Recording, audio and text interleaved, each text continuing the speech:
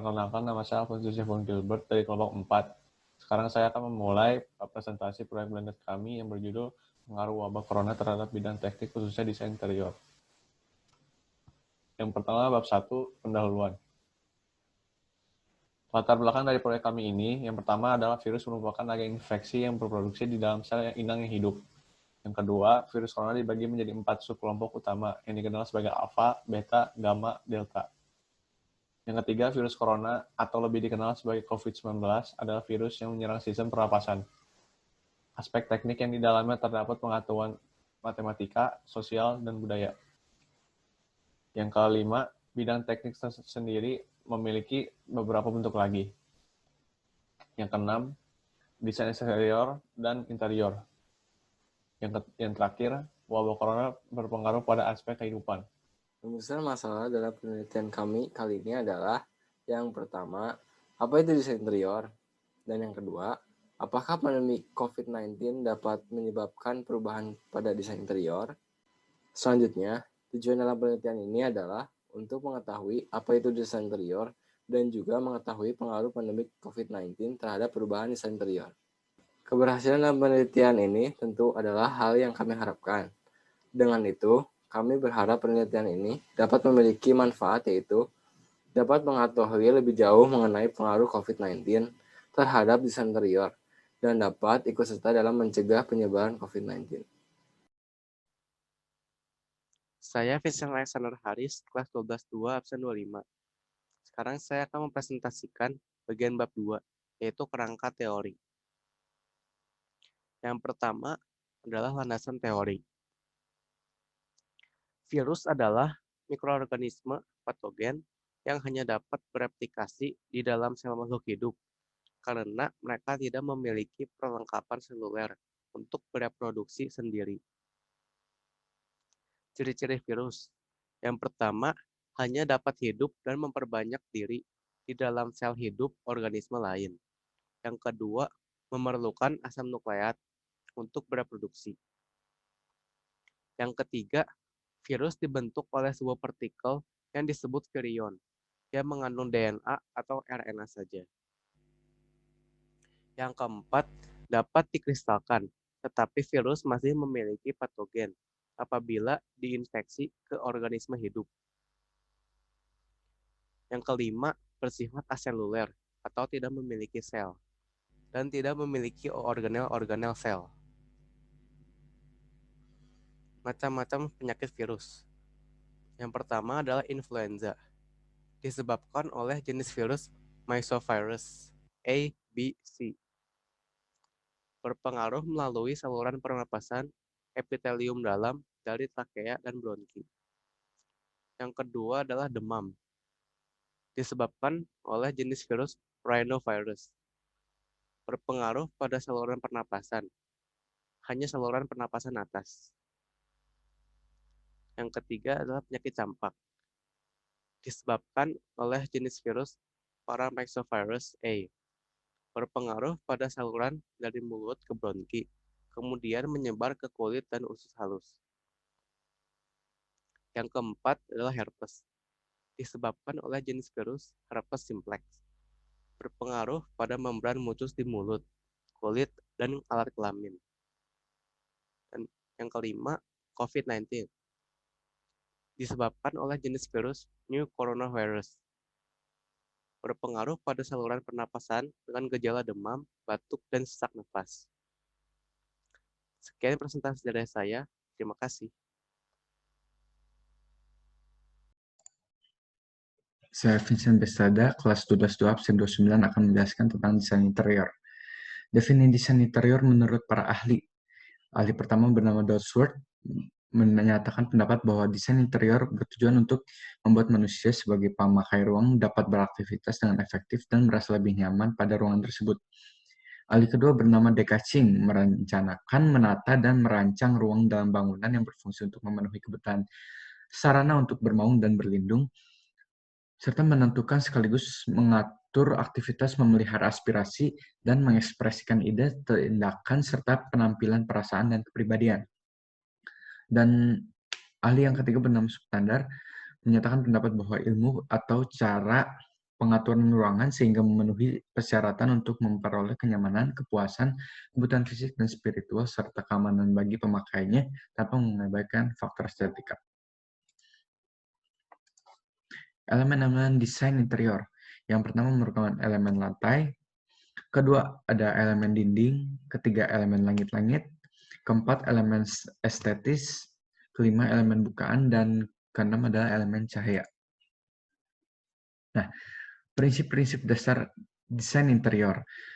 Yang pertama adalah kesatuan dan harmonisasi, kecocokan antar warna, pola, dan bentuk. Karena pasti ada kejanggalan kalau misalnya tidak warnanya tidak cocok atau polanya tidak cocok. Kedua, merupakan keseimbangan. Ada 3 jenis keseimbangan, yaitu ada simetris, asimetris, dan radial.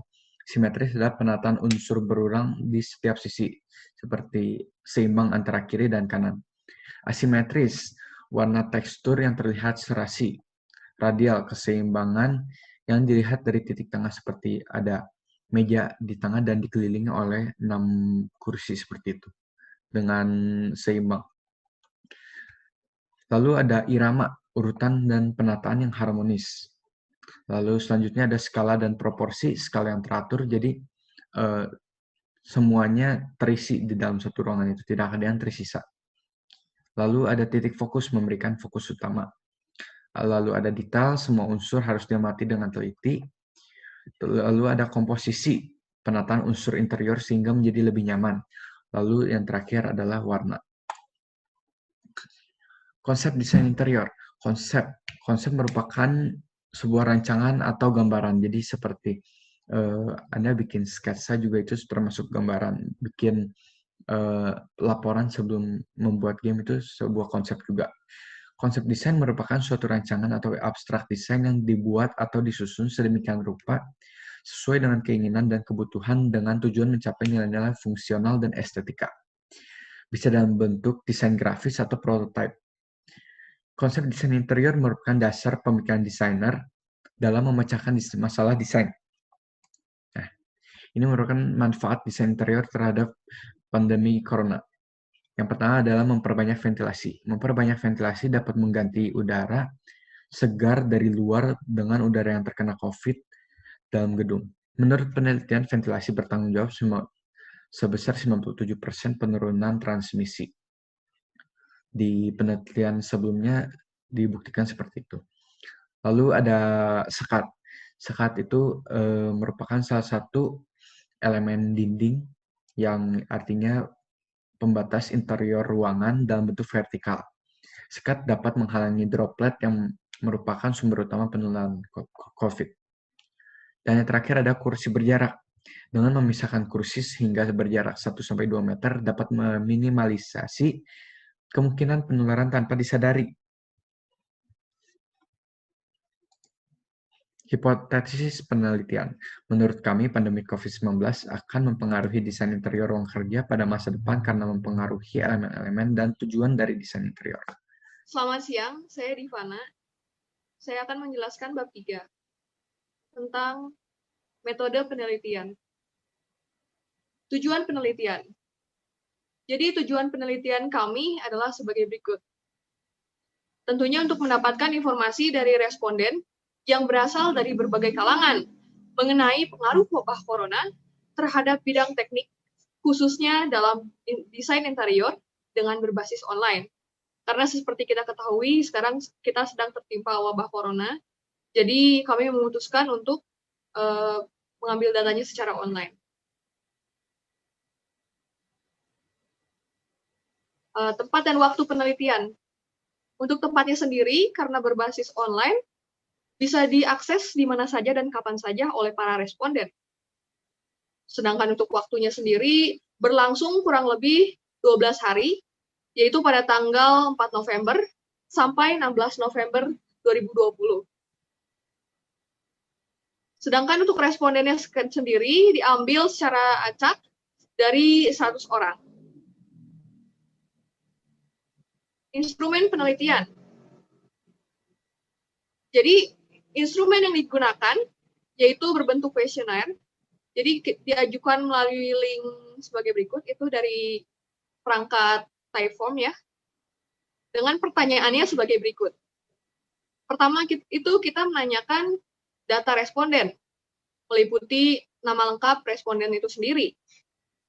Yang kedua, kami bertanya tentang tempat umum yang sering responden kunjungi saat ini.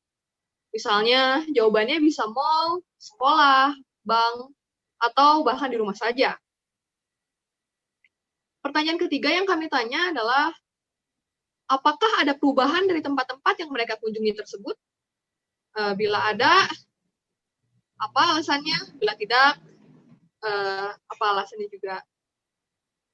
Nah, pertanyaan keempat, kami bertanya itu perubahan apa saja yang tampak.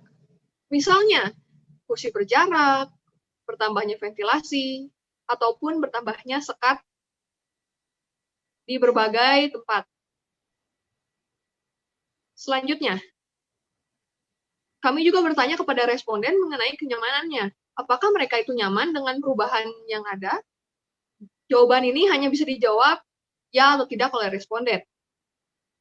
Kemudian, apakah perubahan ini akan berjalan sampai beberapa waktu ke depan? Sama seperti pertanyaan sebelumnya, jawaban dari responden pun hanya bisa menjawab ya atau tidak. Selanjutnya, apakah perubahan itu meningkatkan estetika? Dan responden hanya bisa menjawab ya atau tidak.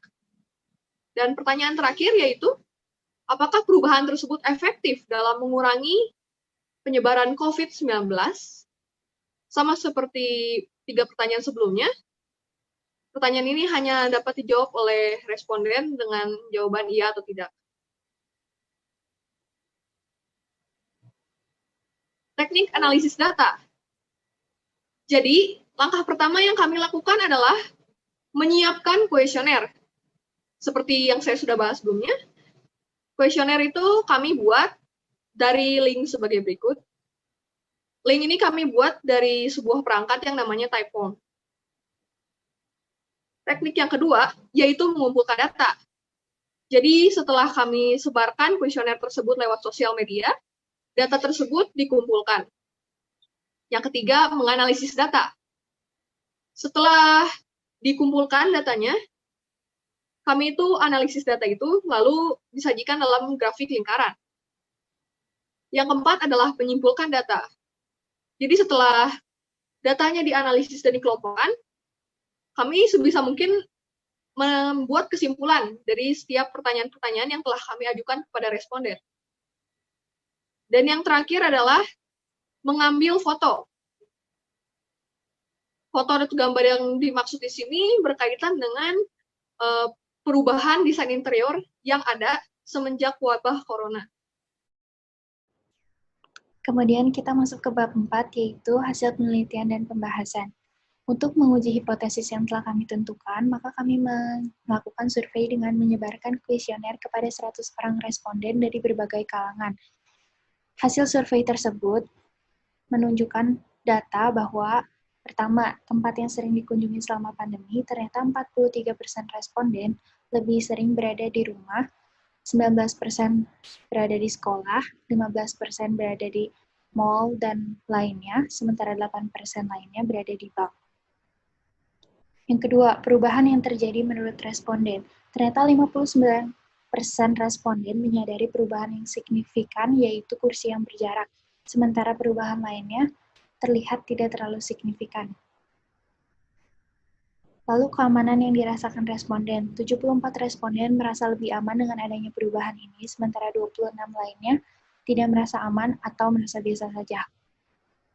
Kemudian, apakah perubahan tersebut akan berlangsung sampai beberapa waktu ke depan? 91% responden mengatakan setuju bahwa perubahan tersebut akan berlangsung selama beberapa waktu ke depan, sementara 9% lainnya tidak setuju dengan pernyataan tersebut. Kemudian, apakah perubahan yang terjadi menambah estetika ruangan? 85% responden tidak setuju dengan pernyataan tersebut, sementara 15% responden setuju akan pernyataan tersebut. Kemudian, apakah perubahan yang terjadi efektif mengurangi angka persebaran COVID-19? Nyatanya 83% responden setuju akan pernyataan tersebut dan 17% lainnya tidak setuju. Dari data tersebut, dapat kami simpulkan bahwa pandemi COVID-19 ini mempengaruhi desain interior, terbukti benar adanya, maka hipotesis kami bisa diuji kebenarannya. Hal ini dapat kita lihat dari grafik 3.2 dan 3.4 yang menyatakan bahwa perubahan yang dirasakan responden, 59% setuju kursi berjarak dan 91% responden setuju bahwa perubahan ini akan berlangsung selama beberapa waktu ke depan. Perkenalkan, nama saya Alia Moses dari kelas 12-2 absen 11. Saya akan mempresentasikan bab 5 dari makalah kelompok kami yang berjudul Pengaruh Wabah Corona terhadap bidang teknis, khususnya teknik desain interior. Selamat menyaksikan. Bab 5 terdiri daripada kesimpulan, implikasi, dan saran. Bagian pertama, kesimpulan. Pada akhirnya, kelompok kami menyimpulkan hasil penelitian tentang pengaruh COVID-19 pada perubahan desain interior, yaitu pertama, kebanyakan orang lebih memilih untuk diam di rumah saat pandemi daripada pergi ke tempat lain seperti mall, sekolah, bank, dan tempat lainnya seperti kafe atau tempat les. Yang kedua, terdapat perubahan yang terjadi pada desain interior tempat-tempat umum. Namun yang paling terlihat yaitu adanya jarak antar tempat duduk, dan beberapa perubahan lainnya seperti banyak tambahan ventilasi, banyak sekat, dan banyaknya fasilitas kebersihan yang baru ada sejak pandemi COVID-19 ini. Yang ketiga, kebanyakan orang merasa lebih aman dengan perubahan-perubahan yang ada di tempat umum tersebut. Yang keempat, 91% responden meyakini bahwa perubahan desain interior yang terjadi tidak akan berlangsung sampai beberapa waktu ke depan, atau tidak akan berlangsung dalam jangka waktu yang panjang. Yang kelima, sebanyak 85% responden berpendapat bahwa perubahan desain interior yang ada karena pandemi COVID-19 ini tidak menambah estetika daripada ruangan tersebut. Yang keenam, sebanyak 83% responden meyakini bahwa perubahan desain interior yang dilakukan efektif dalam mengurangi angka COVID-19 di Indonesia. Bagian kedua, implikasi. Hasil penelitian kami memberikan beberapa implikasi, antara lain, pertama, implikasi terhadap desain interior yang akan berubah beberapa waktu ke depan. Yang kedua, implikasi terhadap perubahan desain interior yang tidak menambah estetika ruangan. Yang pertama, desain interior yang akan berubah beberapa waktu ke depan. Sebenarnya belum dapat dipastikan karena desain interior turut berubah sesuai dengan kebutuhan para penggunanya. Kebutuhan perlu disesuaikan dengan keadaan lingkungan. Sementara saat COVID-19 ini, masyarakat tidak ingin saling berdekatan, berdesakan, dan lain-lainnya. Sangat memungkinkan untuk seterusnya masyarakat terbiasa atau bahkan lebih membutuhkan dan menyukai desain interior yang baru, yang lebih luas, sesuai dengan saat pandemi COVID-19 ini. Yang kedua, desain interior tidak menambah estetika ruangan. Desain interior saat ini masih berfokus pada penyesuaian lingkungan, belum sampai pada fokus nilai estetika pada ruangan tersebut. Bisa dikatakan bahwa nilai estetika pada desain interior saat masa pandemi ini sangat memungkinkan akan semakin baik ke depannya dalam hal menambah nilai estetika pada ruangan. Bagian ketiga, saran. Berdasarkan hasil penelitian yang telah disimpulkan di atas, dan dalam mengembangkan desain interior yang baik dan sesuai untuk pandemi COVID-19 ini, dikemukakan beberapa saran sebagai berikut. Yang pertama, pada tempat-tempat umum, khususnya pada para pemilik tempat umum tersebut, sangat perlu untuk memberi inovasi yang sesuai dengan masa pandemi seperti saat ini, karena akan sangat mempengaruhi kenyamanan para pengunjung dan pengguna ruangan tersebut. Saran kedua, pada pemerintah, terutama gugus tugas penanganan COVID-19 ini, untuk mewajibkan setiap tempat umum agar menetapkan protokol-protokol kesehatan yang ada dalam desain interior ruangannya. Demikian kita masuk pada lampiran dari makalah kelompok kami. Demikian beberapa gambar yang kami gunakan pada makalah kami beserta dengan sumbernya. Demikian presentasi dari kelompok kami. Terima kasih.